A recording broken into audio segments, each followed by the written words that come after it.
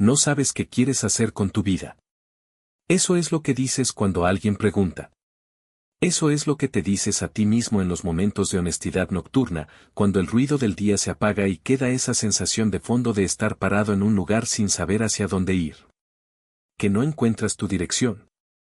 Que no tienes claridad sobre lo que realmente quieres. Que estás perdido. Es una frase cómoda.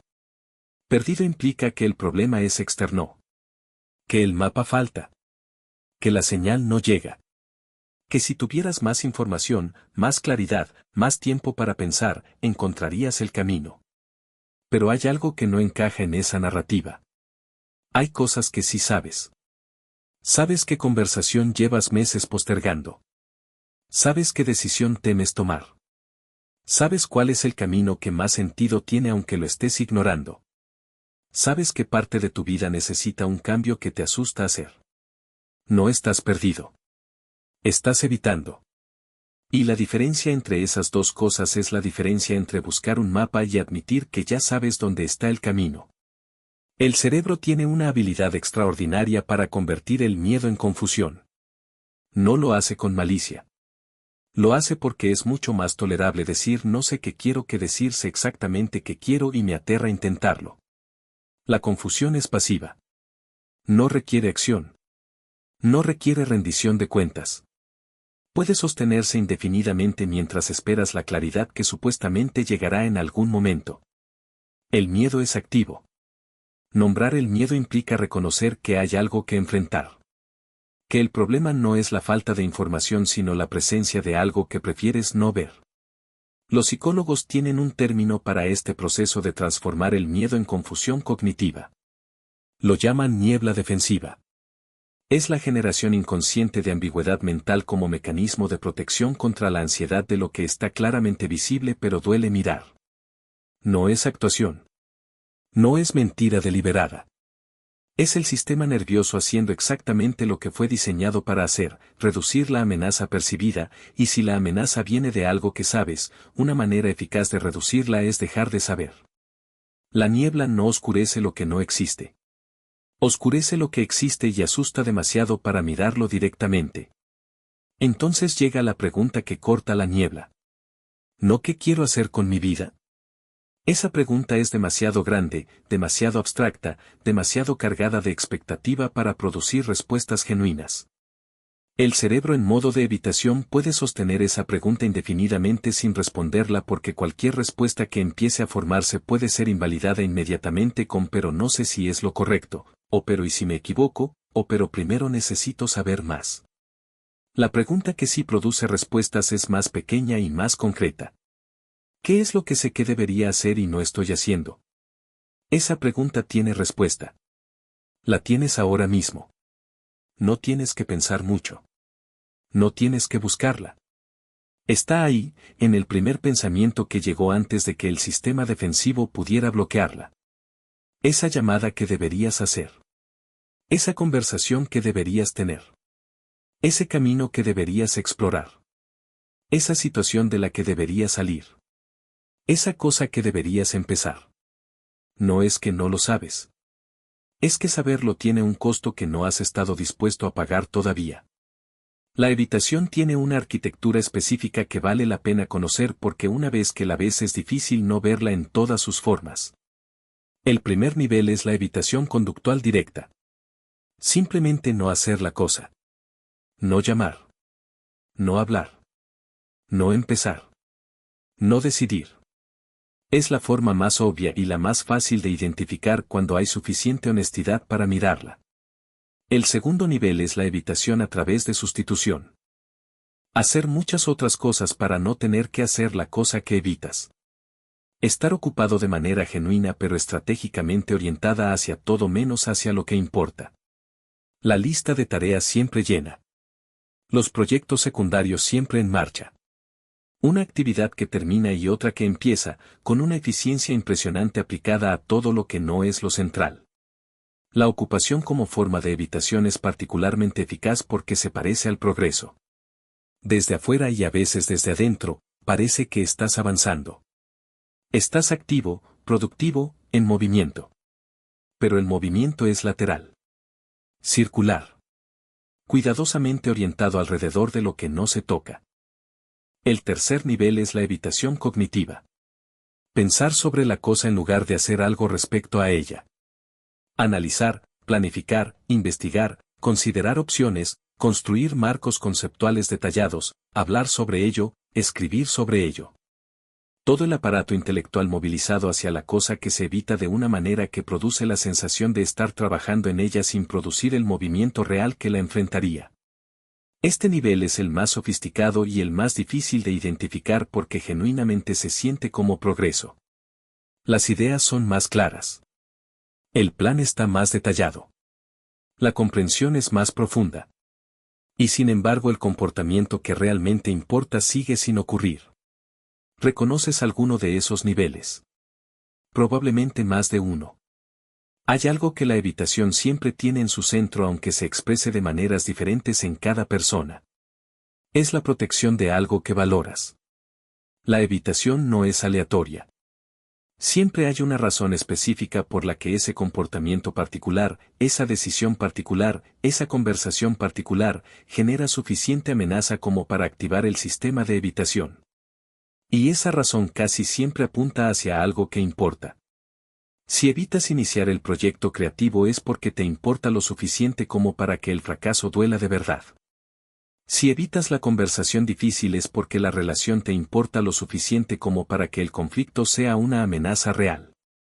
Si evitas tomar la decisión de carrera es porque el camino te importa lo suficiente como para que equivocarte sea algo que no quieres arriesgarte a experimentar. Si evitas salir de una situación que ya sabes que no funciona es porque lo que dejarías atrás te importa lo suficiente como para que la pérdida parezca intolerable. La evitación es proporcional a la importancia. No evitas las cosas que no te importan. Evitas exactamente las cosas que más te importan porque son las que tienen el mayor potencial de doler. Eso no es debilidad. Es la señal más clara disponible de dónde está lo que realmente tiene peso en tu vida. Aquí es donde la narrativa de estar perdido se desmonta completamente. Perdido significa no tener señal. No tener información. No saber en qué dirección moverse. Pero la evitación funciona en dirección opuesta. Evitas algo específico. Hay un objeto claro de la evitación. Hay una dirección que tu sistema nervioso reconoce y alrededor de la cual organiza toda su maquinaria de protección. El sistema nervioso no organiza maquinaria de protección alrededor de cosas que no existen o que no importan. La maquinaria está activa. Está funcionando. Está consumiendo energía real que sientes como cansancio difuso, como sensación de estancamiento, como ese peso de fondo que no tiene nombre preciso pero que llevas tiempo cargando. Esa energía consumida es la evidencia de que no estás perdido. Estás parado frente a algo que sabes que está ahí y que tu sistema está trabajando activamente para no ver. La claridad que buscas no está al final de un proceso de descubrimiento. Está al final de un proceso de admisión. La diferencia entre las personas que avanzan y las que permanecen en el ciclo de evitación no es la ausencia de miedo. Es la relación con el miedo. Las personas que avanzan también sienten la resistencia. También tienen el pensamiento de no estoy listo, de quizás no es el momento correcto, de debería saber más antes de intentarlo. La diferencia es que esas personas han aprendido, a través de la experiencia o de la comprensión, a leer esa resistencia como señal de dirección en lugar de señal de parada. La resistencia fuerte apunta hacia lo que importa. Donde más resistencia hay es donde más hay en juego. Y donde más hay en juego es donde el movimiento tiene más potencial de producir algo real. Eso no elimina la incomodidad. La incomodidad sigue ahí. Pero cambia completamente lo que esa incomodidad significa. De obstáculo a indicador. De razón para detenerse a información sobre dónde ir. Hay una práctica que los terapeutas cognitivos conductuales usan para trabajar con la evitación que es deceptivamente simple y genuinamente eficaz. Se llama acercamiento gradual a lo evitado. No confrontación directa e inmediata con la cosa más amenazante. Sino movimiento deliberado y progresivo hacia ella, comenzando desde la distancia donde la amenaza es manejable y avanzando paso a paso hacia donde está lo central. Para la conversación que llevas meses postergando, Podría ser escribir lo que quieres decir sin enviarlo todavía. Luego releerlo. Luego decidir si hay alguna parte que podrías decir en una conversación más pequeña primero. Para el camino profesional que sabes que quieres explorar y que evitas, podría ser leer sobre él durante 20 minutos sin comprometerte a nada más. Hablar con una sola persona que esté en ese campo. Hacer una sola búsqueda específica. Para la decisión que sabes que tienes que tomar, podría ser escribir los dos escenarios, el de actuar y el de no actuar, con sus consecuencias reales a 1 y 5 años, sin presión de decidir inmediatamente, solo para ver lo que el análisis honesto dice. Cada paso de acercamiento produce algo que los pasos de evitación nunca producen. Produce datos reales sobre lo que está ahí. La evitación sustituye los datos reales con proyecciones ansiosas que generalmente sobreestiman la amenaza y subestiman la capacidad de manejarla. El acercamiento gradual reemplaza esas proyecciones con información concreta que el sistema nervioso puede procesar de manera más realista.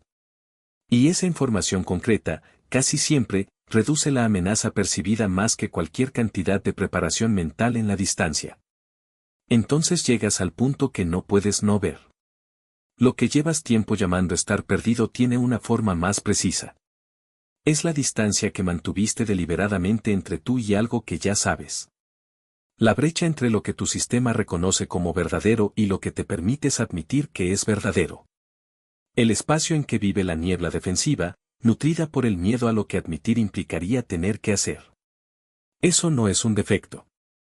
Es el precio que pagas por importarte algo lo suficiente como para que la posibilidad de perderlo o de fallar en ello active todo el sistema de protección. Lo que esto significa en términos prácticos es que la claridad que buscas no llega esperándola. Llega moviéndote hacia lo que evitas. No de golpe. No resolviendo todo en una tarde. Sino dando el primer paso en la dirección que el sistema de evitación ha estado señalando con toda su energía precisamente al rodearla.